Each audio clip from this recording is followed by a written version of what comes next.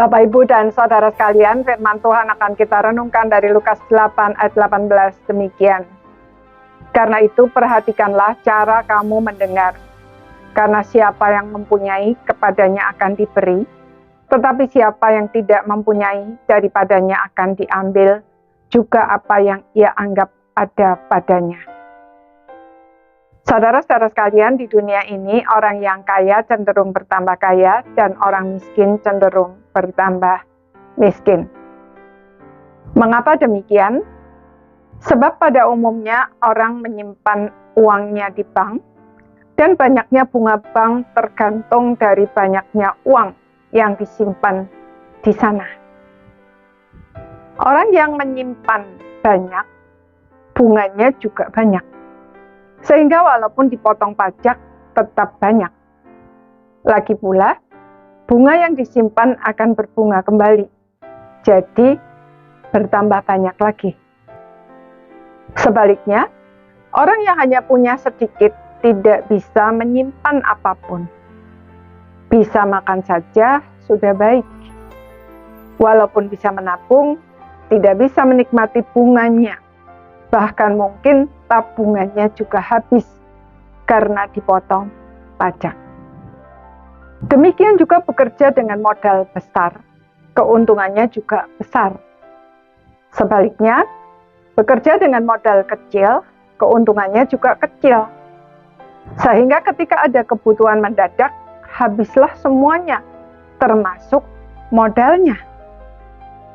Itulah yang Tuhan Yesus maksudkan ketika dia berkata, siapa yang mempunyai, kepadanya akan diberi. Tetapi siapa yang tidak mempunyai, daripadanya akan diambil. Juga apa yang ia anggap ada padanya. Saudara, prinsip ini berlaku bukan hanya bagi harta duniawi, tetapi juga bagi harta sorgawi, yaitu firman Tuhan.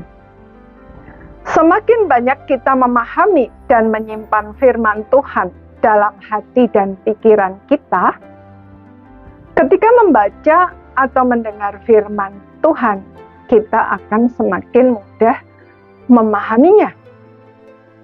Sebaliknya, semakin sedikit perbendaharaan firman Tuhan dalam hati dan pikiran kita, akan semakin sulit bagi kita untuk memahaminya.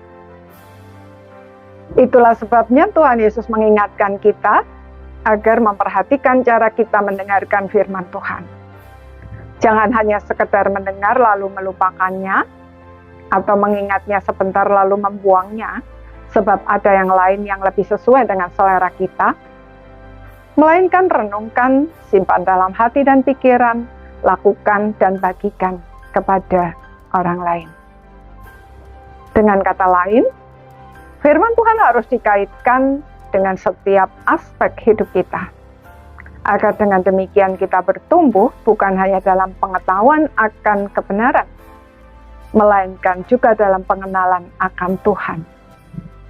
Itulah bukti bahwa kita memiliki hidup yang kekal.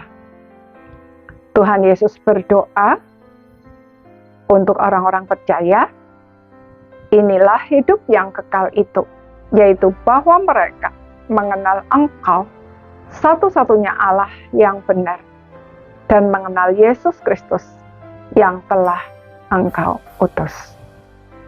Bagaimana dengan kita? Apakah kita cukup memiliki perbendaharaan firman Tuhan dalam hati dan pikiran kita? Amin.